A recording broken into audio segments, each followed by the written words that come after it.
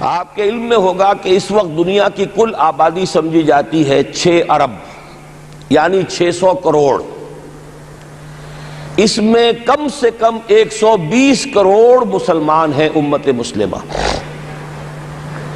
گویا کہ ہر 5واں انسان جو ہے دنیا میں وہ حضور صلی اللہ علیہ وسلم کا کلمہ پڑھتا ہے. اتنی بڑی تعداد.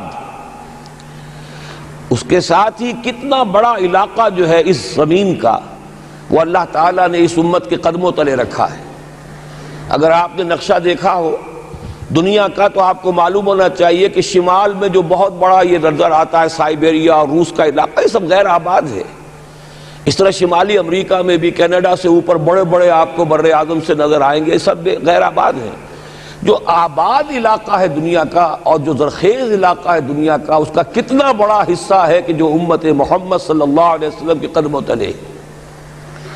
انڈونیشیا ملائیشیا سے چلے آئیے، اس کے بعد مسلسل چاہے کہیں مسلمان اقلیت میں تھوڑے بہت ہیں، لیکن پھر بنگلہ دیش آتا ہے، بڑی عظیم اکثریت کا ملک ہے. پھر بھارت میں اگرچہ اقلیت میں ہے لیکن 20 کروڑ مسلمان بھارت میں اس وقت ہے. پھر جو پاکستان سے شروع ہوا سلسلہ، افغانستان، ایران، چلتے جائیے ادھر ترکستان، چینی ترکستان، روسی ترکستان، پھر آگے چلیے عالم عرب، افریقہ کا پورا شمالی علاقہ، افریقہ کا تقریباً سارا وسطی علاقہ. یہ سب کیا ہے؟ کتنا بڑا رقبہ ہے. اور ہر طرح کی نعمت اللہ نے دی ہے. اس میں نباتات بھی ہیں، اس میں معدنیات بھی ہیں، اور سب سے بڑھ کر آج کی دنیا میں جو اہم ترین شے ہے کہ پیٹرول جو ہے، تیل جو ہے، اس کے سب سے بڑے ذخائر وہ ہیں کہ جو مسلمانوں کے قدمے تلے. اتنی تعداد میں ہونے کے باوجود، اتنے وسائل کے پر بظاہر قابض ہونے کے باوجود، سوال یہ ہے کہ کیا آج دنیا میں امت مسلمہ کو عزت حاصل ہے یا یہ ذلیل ہے؟ اسے غلبہ حاصل ہے یا مغلوب ہے؟ اسے کوئی دنیا میں وقار حاصل ہے یا یہ بالکل بے وقار ہو کر رہ گئی؟ یہ بات ہے جو ہمارے سمجھنے کی ہے. آج کیوں ذلیل کہ کل تک نہ تھی پسند، گستاخی فرشتہ ہماری جناب میں. اس وقت صورت یہ ہو چکی ہے، آپ کو معلوم ہے کہ ہر جگہ پر پسماندگی کا نشان مسلمان ہیں. ہمارے سارے وسائل پر دوسروں کا قبضہ ہے. ایک ہی شے رہ گئی تھی تیل، خلیج کا تیل، اس پر بھی آ کر امریکہ کی فوجیں ان کے سر پر بیٹھ گئی ہیں. سارا کا سارا تیل اب ان کے قبضے میں ہے. ادھر خلیج کے دہانے کے دونوں طرف وہ اپنے مورچے بنا رہے ہیں تاکہ یہاں کسی کا داخلہ نہ ہو سکے. بڑے بڑے جتنے لوگ ہمارے ہیں ان سب کی دولت ان کے پاس ہے. کہنے کو تو سلطان اور برونائی دنیا کا امیر ترین آدمی ہے، لیکن دولت ہے کہاں اس کی؟ انویسٹڈ تو وہی ہے، اسی کے بینکوں میں ہے، انہی کی کمپنیوں میں ہے. کسی کے پاس کچھ نہیں ہے. سعودی عرب کے کوئی ڈالرز ہیں تو کہاں ہیں؟ جیسے شہنشاہ ایران کا جو اثاثہ تھا، سرمایہ تھا، جو سارا کا سارا انہوں نے جو ہے وہ فریز کر لیا. تو یہ دولت تو ساری وہی ہے. کہنے کو ہے کہ آپ کے اکاؤنٹ میں اتنا روپیہ ہے، لیکن سوال یہ ہے کہ وہ اکاؤنٹ فی الواقع کس کے قبضے میں ہے؟ پھر آپ کو معلوم ہے کس طریقے سے مسلمانوں کے ساتھ سلوک ہو رہا ہے. ہر جگہ پر جہاں چاہیں، جس طرح چاہیں انہیں ستا لیں. اور ان میں بھی سب سے بڑھ کر جو بات میں آپ سے کہوں گا، آج دنیا میں جتنے بڑے پیمانے پر محمد عربی صلی اللہ علیہ وسلم کی توہین و تذلیل ہوئی ہے، پوری انسانی تاریخ میں نہیں ہوئی. رشدی نے کتاب لکھی، بدترین حملے کیے. کیا رنگیلا رسول کتاب تھی جو لکھی تھی کسی ہندو نے، جس کو کہ ایک مسلمان نے پھر خنجر گھونپ کر اور ہلاک کر دیا تھا. وہ تو کچھ بھی نہیں تھی. اس کتاب کو رنگیلا رسول کو 100 سے ضرب دیجئے تو یہ کتاب بنتی ہے سیٹنک ورسز، اور وہ ملینز نہیں بلینز کی تعداد میں شائع ہوئی. اس کے خلاف احتجاج اگر کسی نے کیا ہے تو ان کے اوپر جوتے پڑے ہیں، ان پر ڈنڈے پڑے ہیں. پوری مغربی دنیا اس کے پیچھے آ گئی ہے، سپورٹ کیا ہے. لے دے کے ایک ملک نکلا ایران، اس نے کم سے کم یہ کہ اس کے قتل کا فتویٰ تو دیا، لیکن کیا کرے، قتل کرنے کی تو نوبت نہیں آئی. پورا عالم عیسائیت اس کی پشت بنا ہے، اس کی مدد کر رہا ہے. یہ اتنی بڑی توہین محمد رسول اللہ صلی اللہ علیہ وسلم کی اور آپ کی ازواج مطہرات کی اور یہ بظاہر ایک ایسے شخص کے ہاتھوں جس کا نام مسلمانوں کا سا ہے، اس کا اتنا بڑے پیمانے پر ہونا، اور پھر یہ کہ مسلمان 120 کروڑ ہونے کے باوجود کچھ نہیں کر سکتے۔ میں وہ چیزیں نہیں گنوانا چاہتا کہ 15 لاکھ جو ہیں وہ ہمارے افغان بھائی جو ہیں انہوں نے جانیں دیں، فائدہ کس کو پہنچا؟ تاحال امریکہ کو، کہ اس کی جو مد مقابل قوت تھی USSR وہ ختم ہو گئی۔ اسی طریقے سے جو کچھ کشمیر میں ہو رہا ہے، ہماری بے ہمیتی، بے غیرتی کا عالم یہ ہے، ہم کچھ اندر خانے تھوڑی بہت کو مدد کر کے سمجھتے ہیں کہ ہم نے فرض ادا کر دیا، جبکہ فرض تو یہ ہونا چاہیے تھا کہ ہم براہ راست اعلان کرتے اور انڈیا کو الٹیمیٹم دیتے کہ سٹاپ دس بزنس، یا یہ کہ پھر ہم سے جنگ ہے۔ جنگ کا نتیجہ تو پھر اللہ جس کو چاہے دے گا، اگر انسان اللہ تعالیٰ پر اعتماد رکھتا ہو، توکل رکھتا ہو، اپنے موقف کی حقانیت پر بھی اسے یقین ہو، تو کم من فیۃ قلیلۃ غلبت فیۃ کثیرۃ، تاریخ میں ہمیشہ ہوتا آیا ہے کہ چھوٹی قوتیں جو ہیں ان کو غلبہ اللہ نے عطا کیا ہے بڑی قوتوں پر، لیکن بے غیرتی کا عالم یہ ہے، بے حمیتی کا عالم یہ ہے، زبانی کلامی ہم سے بڑا ہمدرد کوئی نہیں مسلمانان کشمیر کا، جس لیڈر کو دیکھو بڑھ چڑھ کر بیان دے گا، لیکن عملاً ہم کیا کر رہے ہیں؟ یہ ساری صورتحال جو میں نے آپ کو بتائی ہے، ویسے تو اب یہ کہ اگر اس میں ایک خاکہ سا میں نے آپ کے سامنے رکھا ہے، اس میں رنگ بھروں تو ظاہر ہے کہ یہ پورا گھنٹہ اسی میں لگ جائے گا، لیکن جو اس کا اصل لب لباب ہے وہ یہ ہے کہ ہم اپنی جگہ بڑے خوش ہیں کہ ہم امت مرحوم ہیں، ہم تو امت محمد ہیں صلی اللہ علیہ وسلم، ہم تو اللہ کے پیارے ہیں، ہم اللہ کے لاڈلے ہیں، ہمیں اللہ کی شفاعت، ہمیں اللہ کے رسول کی شفاعت بھی ملے گی، جنت تو گویا کہ ہمارا پیدائشی مقام ہے۔ یہ سارے جو بھی ہمارے ذہنوں کے اندر ہیں خیالات، اور یہ جو ہمارے من گھڑت عقائد ہیں، آپ سوچئے کہ جب ہم جو آبجیکٹیو کنڈیشنز ہیں، گیون کنڈیشنز ہیں، جو سامنے کے حالات ہیں، ان سے جب تقابل کرتے تو معاملہ بہت مختلف ہے۔ یہ کیوں ہے؟ اصل میں سوال جب تک آپ اپنے سامنے نہیں رکھیں گے، اس کا جواب جو ہے اب اس پر غور کیجئے، کیوں ہے؟ کیا اللہ تعالیٰ کو محمد الرسول اللہ کی عزت و حرمت پیاری نہیں ہے؟ کیا محمد الرسول اللہ اللہ کے پیارے نہیں ہیں؟ حبیب رب العالمین نہیں ہے؟ کیا اللہ تعالیٰ کو کفار سے زیادہ محبت ہے؟ کیا وجہ ہے؟ رحمتیں ہیں تیری اغیار کے کاشانوں پر، اور برق گرتی ہے تو بیچارے مسلمانوں پر۔ سائنس میں وہ آگے ہیں، مالیات پر ان کا شکنجہ کسا ہوا ہے پوری دنیا پر، تہذیب ان کی ہے، تمدن ان کا ہے، ہم تو ان کے کیمپ فالوورز ہیں، نقش قدم پر چل رہے ہیں، ہم تو ان کی صرف یہ کہ نقالی کر رہے ہیں۔ تو سوچئے وجہ کیا ہے؟ کیا اللہ کو کفر زیادہ پسند ہے اسلام سے؟ کیا اللہ کو محمد الرسول اللہ صلی اللہ علیہ وسلم کی عزت و حرمت کا کوئی خیال نہیں؟ سوچنے کی بات ہے۔ ظاہر بات ہے کہ ان سوالات کا جواب تو ہاں میں آپ نہیں دے سکتے، یقیناً ایسا نہیں ہے۔ بہرحال وہ کافر ہیں، وہ اللہ کو نہیں مانتے، اللہ کے رسول کو نہیں مانتے، چلیے اللہ کو کسی نام سے مان لیا، گاڈ کہہ دیا، لیکن اللہ کے رسول کو تو نہیں مانتے۔ ایمان کا سارا دار و مدار تو رسالت پر ہے، اللہ کے اس کلام کو تو نہیں مانتے، اور اس کے باوجود ان کے لیے عزت ہے، رحمتیں ہیں تیری اغیار کے کاشانوں پر، برق گرتی ہے تو بیچارے مسلمانوں پر۔ یہ ایک لمحہ فکریہ ہے، یہ سوچنے کی بات ہے کہ ایسا کیوں ہے۔ اس کا جو جواب میں آپ کو دوں گا وہ ذرا سا کڑوا جواب ہے، نوارا تلخ ترمیزن چو ذوق نغمہ کمیابی۔ بات کہنی پڑتی ہے، جب تک کہ کڑوی بات کہی نہ جائے، حقائق کو دیکھنے کی جرت پیدا نہ کی جائے، مواجہہ نہ کیا جائے، فیکٹس کو فیس نہ کیا جائے، اس وقت تک بات صحیح نہیں ہوگی، اور نہ ہم صحیح تشخیص کر سکیں گے، نہ صحیح تجویز کی طرف ہمارا ذہن منتقل ہوگا۔ میں بہت سخت بات کہہ رہا ہوں، آج آسمان کے نیچے اس زمین پر عذاب الہی میں گرفتار امت مسلمہ ہے۔ بالفعل آج ہم امت مرحومہ نہیں ہیں، رحمت والی امت نہیں ہیں، امت معذبہ ہیں، آج ہم پر اللہ کا عذاب ہے۔ وہ کیوں ہے؟ دیکھیے اللہ کا قانون یہ ہے، اور یہ اللہ کی سنت ہے، میں نے اپنی ایک کتاب میں اس پر مفصل بہت مضمون لکھا ہے، قرآن کا قانون عذاب۔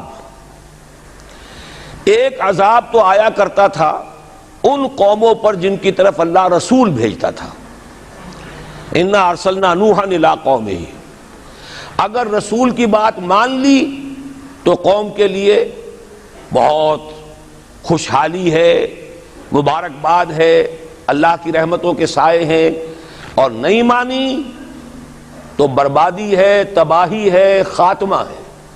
پوری قوم نوح غرق کر دی گئی، پوری قوم عاد ختم کر دی گئی، حضرت ہود کو نہیں مانا۔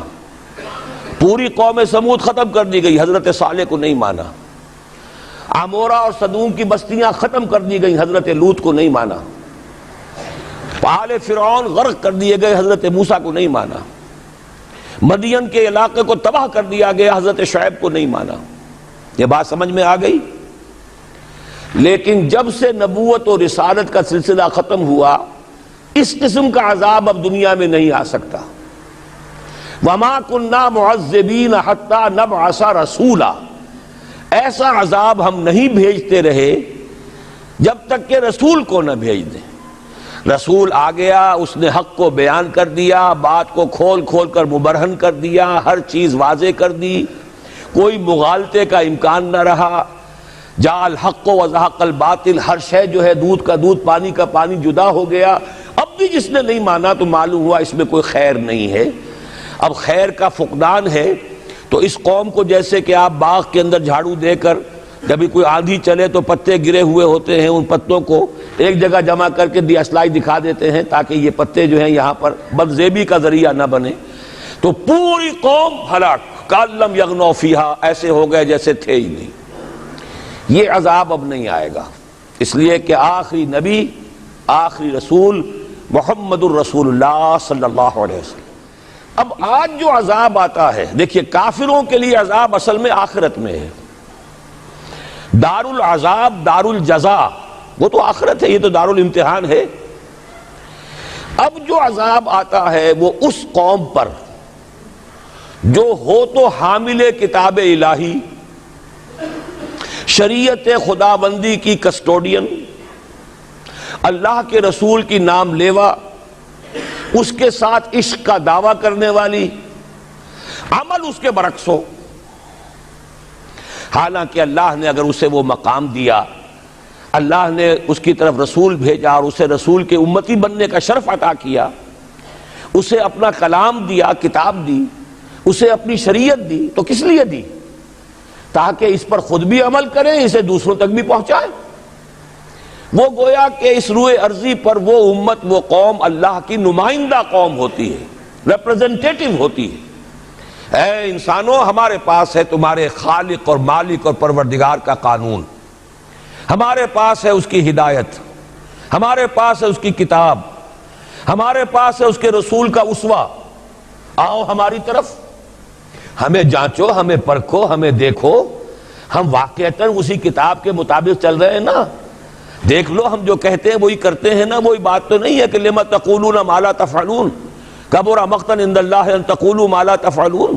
آؤ دیکھو ہم نے اس کتاب کے مطابق، اللہ کی ہدایت کے مطابق کیسا اچھا معاشرہ بنایا ہے، کیسا انصاف ہے، کیسا امن ہے، کیسا بھائی چارہ ہے، کیسی اخوت ہے۔ آؤ دیکھو ہمارے ہاں تقسیم دولت کا نظام کتنا صحیح ہے۔ ایسا نہیں ہے کہ کوئی جو ہے اسے دولت کی بدہضمی ہو رہی ہو اور کوئی وہ ہے کہ جو بھوکا مر رہا ہو، ایسا نہیں ہے۔ دیکھو ہمارے ہاں انسانی شرافت، انسانی عزت، انسانی پریسٹیج اور انسانی حقوق بہتر سے بہتر شکل میں موجود ہیں، حریت ہے، آزادی اظہار رائے ہے، سب کچھ ہے۔ یہ کام اگر وہ امت کرے تو اس سے زیادہ خوش نصیب کوئی نہیں۔ پھر دنیا میں اس کو غلبہ ہوگا، دنیا کی خلافت اس کو دی جائے گی، دنیا کی امامت اس کو دی جائے گی، دنیا کی قیادت اس کو دی جائے گی۔ جیسے کبھی اقبال نے کہا تھا کہ سبق پھر پڑھ شجاعت کا، عدالت کا، صداقت کا، لیا جائے گا تجھ سے کام دنیا کی امامت کا۔ لیکن پھر وہی سبق پڑھنا پڑے گا جو صحابہ کرام نے پڑھا تھا۔ جب صحابہ کرام نے وہ سبق پڑھا تھا تو دنیا کی امامت اللہ نے ان کو عطا کی تھی کہ نہیں کی تھی؟ اگر تو اس کے مطابق عمل ہے تو ان سے زیادہ اللہ کو محبوب کوئی نہیں، اور اگر طرز عمل برعکس ہو جائے، کہیں کچھ اور کریں کچھ اور، کہیں یہ کہ قرآن پر ہمارا ایمان ہے اور اس کے قانون کو نافذ نہ کریں، کہیں یہ کہ ہماری تو محبوب ترین شخصیت محمد ہیں اور ان کی سنت کے اوپر عمل نہ کریں صلی اللہ علیہ وسلم. قرآن نے جس شے کو حرام کیا ہے اس کا استعمال کر رہے ہوں. اگر طرز عمل یہ ہو اور یہ طرز عمل اس حد کو پہنچ جائے کہ دنیا تانے دے یہ مسلمان کہاں اسلام دنیا میں ہمیں دکھاؤ, کہاں اسلام؟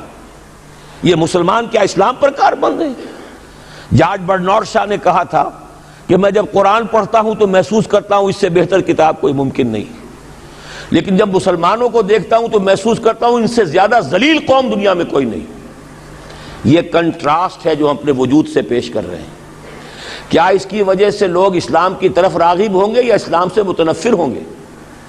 کیا ہمارا منہ ہوتا ہے ہم باہر جاتے ہیں؟ اسی لیے ہم تو تبلیغ, میں تو کم سے کم وہاں جا کر جو مسلمان کھوئی ہوئی بھیڑیں ہیں امت محمد صلی اللہ علیہ وسلم کی, انہی کو ریکلیم کرنے کی کوشش کرتا ہوں. جیسے کہ حضرت مسیح نے کہا تھا میں تو بنی اسرائیل کے گھرانے کی کھوئی ہوئی بھیڑوں کی تلاش میں آیا ہوں.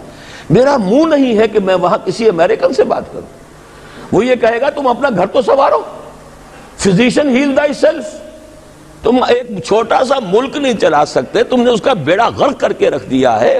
تم نے اسے کورٹ آف وارڈ بنوا دیا ہے IMF کا. ہاں یہاں تو گھڑی گھڑی جو ہے قرقمین آتے ہیں IMF کے اور ورلڈ بینک کے قرقی کرنے کے لیے. ہر روز ایک نئی قرقی ہو رہی ہے, ہر روز جو ہے آج پھر گاڑیوں کا کرایہ بڑھ رہا ہے, بجلی کا کرایہ قرقی ہو رہی ہے. عوام کے اندر جو بھی رہا رہ گیا اسے بھی چوسنے کا اور کشید کرنے کے لیے. ایک حکومت کو گرا دو وہ تو بدنام کر دی گئی, دوسری حکومت لے آؤ اس کے ہاتھوں کچھ کام کروا لو, وہ بدنام ہو جائیں گے تو ان کو بھی ہٹا دینا. ان کا کیا کھیل ہے؟ یہ کھیل کھیلتے رہیں گے اور اس میں یہ ہے کہ اپنی قرقیاں کرتے چلے جاؤ. یہ حال اب کیا میرا منہ ہے کہ میں جا کر وہاں بات کروں؟ تم اپنے گھر کو دیکھو, تم اپنے ملک کو دیکھو. ایک وہ ہے جنہیں تصویر بنا آتی ہے, ایک تم ہو کہ لیا اپنی بھی صورت کو بگاڑ. ایک ہی ساتھ تم آزاد ہوئے تھے, ہندو بھی تھے کہ نہیں تھے. انہوں نے اس ملک کو بنایا ہے, اپنی معیشت کو, اپنی اکانومی کو اپنی بنیادوں پر, اپنے پاؤں پر, اپنے پیروں پر کھڑا کیا ہے. آج جو ہے وہ ایک منی سپر پاور بن چکا ہے, اور وہ کہ ڈرتا تھا پاکستان دو طرف سے ہمیں جو ہے قابو میں کر لے گا. پہلے تقریباً 20 برس جو ہیں ہندوستان کے, بھارت کے کانپتے ہوئے گزرے ہیں پاکستان سے. اب 30 برس سے جو صورتحال ہے وہ آپ کو معلوم ہے. تو صورت یہ ہے کہ جب کوئی قوم جو امت مسلمہ ہو یہ طرز عمل اختیار کرتی ہے تو عذاب اس پر آتا ہے. بڑی کڑوی بات ہے. آج عذاب کفار پر نہیں آ رہا, وہ تو اللہ تعالیٰ ان سے آخرت میں نبٹ لے گا, اور آخرت تو ہے ہمیشہ کی, بڑا سو عذاب تو وہی کا ہے. وَلَعَذَابُ الْآخِرَةِ أَكْبَرُ لَوْ كَانُوا يَعْلَمُونَ.